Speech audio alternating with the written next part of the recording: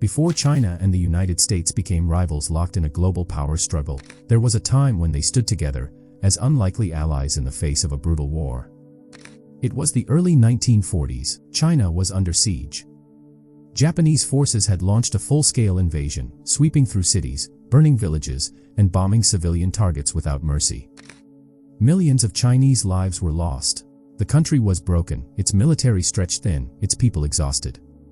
And worst of all, they were cut off from the outside world. Supplies couldn't get in, help wasn't coming, or so it seemed. Then came a group of American pilots, volunteers, men who risked everything to fight in a war that wasn't even theirs.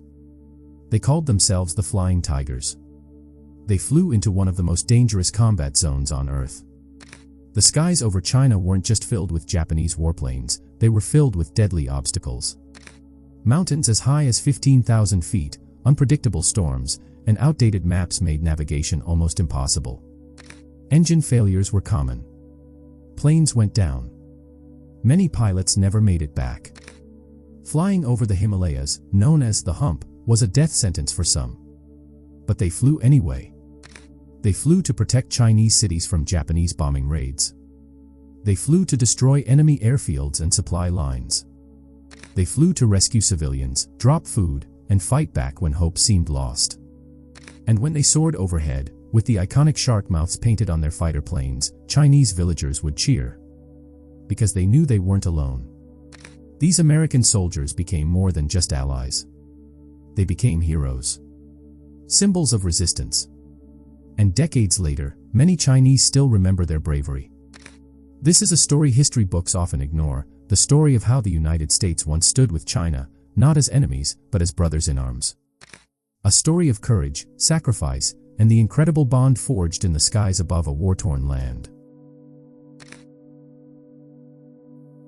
In recent years, some historians and scholars have started questioning the Flying Tigers' legacy, asking how accurate the official records really are, and whether their impact was as significant as once believed. That's exactly what this video explores, the real accomplishments of the AVG, from a historical, military, and social perspective, and whether their legendary status truly reflects what happened, based on documents and commentary from both international and local Chinese scholars. To understand their importance, we have to look at what China was facing at the time. As Japan launched its invasion and seized control of parts of China, the country was dragged into brutal warfare. The Flying Tigers stepped in at a moment when China's air force was nearly wiped out. After the Soviet Union pulled out its own air support, China was left with hardly any planes or trained pilots. As Yu Peng, the executive director of the Yunnan Flying Tigers Museum, explains, by the middle and later stages of the War of Resistance against Japanese aggression, our air force was in serious trouble. The Soviets had withdrawn their help, and we had almost no aircraft or trained pilots left. The Flying Tigers came in when we needed them most. Despite the challenges they faced, outdated planes, tough terrain, and limited resources, the Flying Tigers left a lasting legacy. While some question the accuracy of their combat records, there's no denying that, to many in China, they were, and still are, legends of the sky. After most of China's eastern cities had fallen to Japanese forces, the city of Kunming, in Yunnan province, became a critical hub, especially for transporting military supplies to the southwestern rear of the battlefield. At the same time, as the fighting between Chinese and Japanese forces intensified across the country, China's already limited air force was nearly wiped out. This was a major crisis. Without air support, it became almost impossible to protect the supply lines that were keeping Chinese soldiers alive and fighting. Facing this desperate situation, Chiang Kai-shek, the leader of the Republic of China, turned to his Air Force advisor, a former U.S. Army pilot named Claire L. Chennault. Chiang asked him to set up a training program to build a new generation of Chinese pilots. That effort would soon lead to the creation of the Chinese Air Force Flight School, right there in Kunming. Then, in 1941, months before the U.S. officially entered the war, Chennault, with secret backing from President Franklin D. Roosevelt's administration, began a bold plan. He personally recruited American pilots and mechanics, offering high salaries to bring them to Asia as civilian contractors. But make no mistake, these men were there to fight. Around 300 American volunteers made their way to Burma in the summer and fall of 1941 to begin training. It wasn't easy. At that time, America was still officially neutral, and Japan was keeping a close Before China and the United States became rivals locked in a global power struggle, there was a time when they stood together as unlikely allies in the face of a brutal war. It was the early 1940s. China was under siege. Japanese forces had launched a full-scale invasion, sweeping through cities, burning villages, and bombing civilian targets without mercy. Millions of Chinese lives were lost. The country was broken, its military stretched thin, its people exhausted. A pilot later wrote, "Since the common people in the inland areas didn't know what a shark looked like, they just called our planes tigers with wings." That's where the name Flying Tigers came from. Chennault's arrival, and the training center he built, turned out to be a turning point in the Chinese Air War. But putting this force together wasn't easy. The cultural and communication challenges were enormous. In his own memoirs, Chennault recalled the difficulty of the job. He said, "Teaching is a difficult job at best, and there were plenty of chances for the two clashing civilizations, Chinese and American, to rub against each other in nerve-wracking ways." Still, despite every obstacle, cultural, political, and military, the Flying Tigers took off, both literally and symbolically, giving China a new line of defense and inspiring a country that was desperately in need of hope. One of the first and biggest challenges that Claire Chennault faced was figuring out how to unite a group of pilots who came from two completely different worlds. The Americans and Chinese barely knew anything about each other. With an entire ocean separating their countries, and huge differences in language, culture, and military tradition, it was almost impossible to bring them together as a single, functioning unit. There were tensions even within the Air Force itself. For example, Chennault recalled a failed bombing mission where a group of faster American bombers, called the Martins, were supposed to rendezvous with the slower Chinese Heinkel squadron before striking the target. But the American pilots ignored the order. They went ahead with the mission alone, and the result was disastrous. 3 out of 5 P-26 fighters were lost, and the 2 bombers that made it back were severely damaged by Japanese fire. What made things worse was how the blame was handled. The Chinese command punished Lieutenant Colonel Shi, the Chinese officer in charge of the Heinkel group, even though he had also failed to follow the plan. This angered the American pilots, who saw the punishment as unfair and the process as completely backwards. Chennault wrote, "These devious ways always seem sheer nonsense to most Americans." To keep things from boiling over, Chennault fought hard against the decision, and eventually, after a long back and forth with Chinese officials, the demotion was reversed. But there was no time to build friendships. The war was escalating fast. And Chennault had no choice but to keep pushing his men forward, describing the process as often bitter, often painful, but always instructive. And slowly, painfully, it started to work. But that was only the beginning. Another major problem was the lack of proper equipment. As Chennault put it himself, in way of a fighter, the combination of old planes and new pilots proved more deadly than the Japanese. Many of the AVG pilots had never served in the military before. They were talented, but inexperienced. On top of that, they were flying outdated planes with little to no support. Chennault wrote, "The Army provides no trucks or jeeps, no radios, no administrative or maintenance equipment, not even an extra pair of pants or an experienced group commander." People mocked the Flying Tigers in those early days. Who were these volunteers trying to take on one of the strongest air forces in the world, the Japanese, with worn-out gear and barely functioning equipment? And beyond the battlefield, there was another invisible enemy, suspicion from the local Chinese people. China had suffered through years of invasion, first by Western colonial powers, then by Japan. Many civilians had grown up hearing that foreigners couldn't be trusted. So when Americans started showing up in uniform, living in Chinese cities, using strange technology, and taking up valuable resources, it wasn't exactly a warm welcome.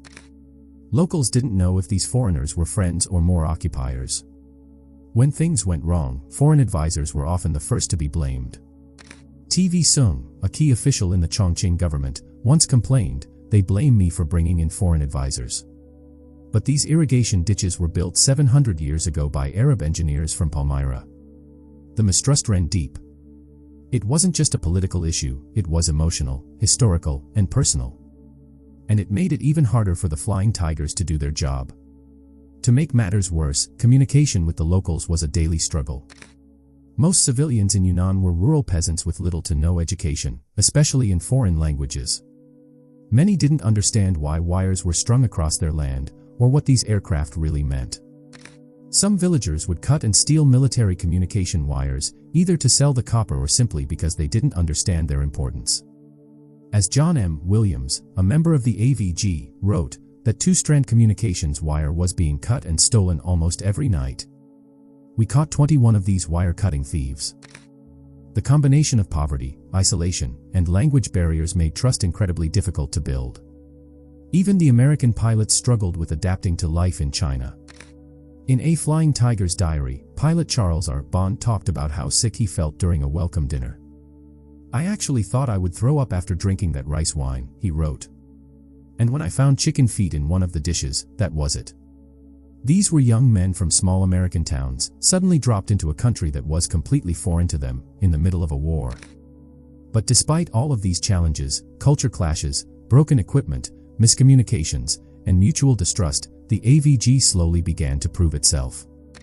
As their missions became more successful and their reputation grew, the suspicion started to fade.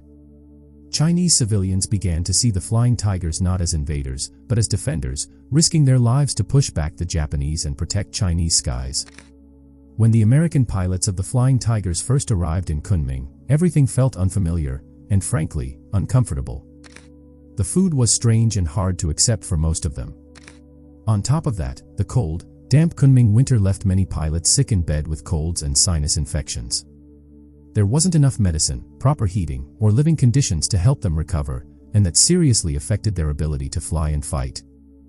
And while the Flying Tigers were struggling on the ground, the Chinese government was dealing with its own challenges. They were pouring huge amounts of money and resources into supporting the AVG, hoping for results, but getting very little in return, at least early on. To many Chinese officials, the compensation and treatment these American volunteers received felt excessive, even wasteful. Pilot Charles Bond was shocked by how well they were treated. In his diary, he described having spotless private rooms, charcoal heaters, good service, hot showers, and even a cozy bar.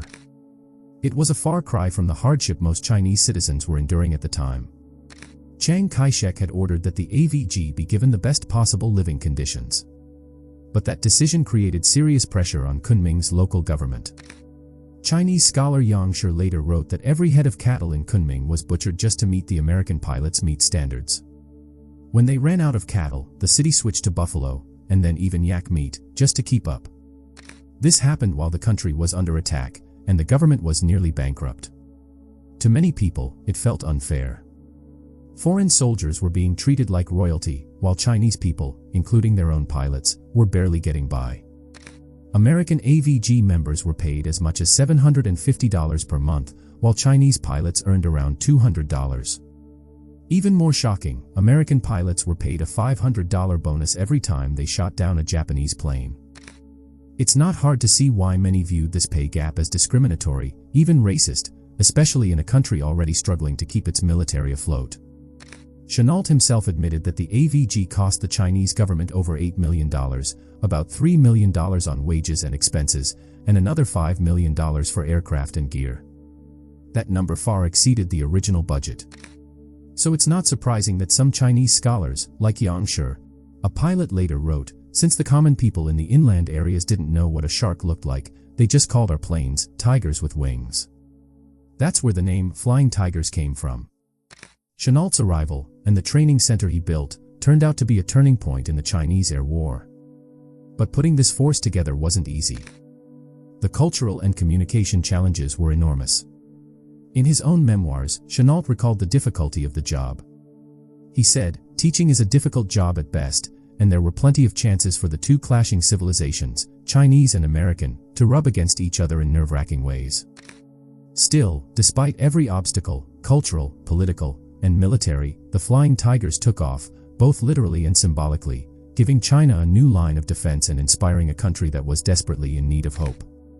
One of the first and biggest challenges that Claire Chenault faced was figuring out how to unite a group of pilots who came from two completely different worlds. The Americans and Chinese barely knew anything about each other. With an entire ocean separating their countries, and huge differences in language, culture, and military tradition, it was almost impossible to bring them together as a single, functioning unit. There were tensions even within the Air Force itself. For example, Chennault recalled a failed bombing mission where a group of faster American bombers, called the Martins, were supposed to rendezvous with the slower Chinese Heinkel squadron before striking the target. But the American pilots ignored the order. Charles Bond described walking through the aftermath of a bombing, seeing huge craters in the streets and bits of human bodies scattered everywhere. With few planes left and no air defense system, the people of Kunming had lost all hope. But then, the Flying Tigers arrived, and everything changed. On December 20, 1941, they fought their first battle, shooting down 9 Japanese aircraft without losing a single one. That stunning victory shocked the Japanese and electrified the Chinese public. In 1942, Japanese bombing of Kunming completely stopped. For the first time in years, people could sleep without fear. And it wasn't just the military success, it was the hope the Flying Tigers brought with them. They were foreign. They were expensive. But they gave the people of Yunnan something they hadn't had in years: relief, pride, and the belief that victory was still possible. Even after the Flying Tigers left in 1942, their legacy continued. They laid the foundation for the Hump Route, a dangerous air supply mission flying over the Himalayas, from India to Kunming. Chennault and the newly created 14th Air Force kept the mission alive for more than 3 years. It's still remembered today as one of the most dangerous air transport operations in military history. Pilots faced deadly conditions, from freezing temperatures and oxygen loss at high altitude, to broken-down aircraft and enemy fire. One veteran said they followed reflections off the debris of crashed planes to find their route through the mountains. That's how the region earned the nickname Aluminum Valley. The cost was enormous: 825 air crashes, over 3,000 pilots lost. But the impact was just as big. Between 1942 and 1945, the Hump Route made more than 80,000 flights, transporting over 33,000 people and 75,000 tons of cargo. It kept China in the war. The Flying Tigers also brought culture and color to Kunming. One local food, a sweet pastry called modeng, got its name from the way American pilots complimented the girls selling it, calling them modern. They brought flour from the US, sugar from Cuba, and even cameras, taking thousands of photographs that help historians understand what Kunming looked like during the war. And yet, despite everything they gave, and everything they sacrificed, many Flying Tigers were forgotten after the war. Scholar Guanxing Sun has spent his life searching for their graves. He found over 500 tombs, unmarked and abandoned. Coffin wood and bones scattered in the grass. No signs. No memorials. Even US diplomats have expressed shock at how neglected these cemeteries are. Former US Consul Stephen J. Dubé once asked, "I don't understand why Kunming treats the graves of anti-Japanese heroes this way. As older generations pass away, and younger people grow up with no memory of the war, the legacy of the Flying Tigers is fading fast." Some local groups are trying to preserve the history and protect the sites, but the government response has been minimal. That needs to change. Yes, the Flying Tigers cost China a lot. Their story may have been romanticized. But numbers alone don't tell the full story. Chennault once said, "The AVG staved off China's collapse." And he was right. They helped save a country that was on the brink. They brought hope when all seemed lost. And they inspired a generation of people who still remember the sound of planes overhead, not as a threat, but as a promise of protection. They deserve better. Not just better graves, but a permanent place in our history. Thank you for watching our YouTube channel, Typographic Man. Don't forget to subscribe to stay in the loop.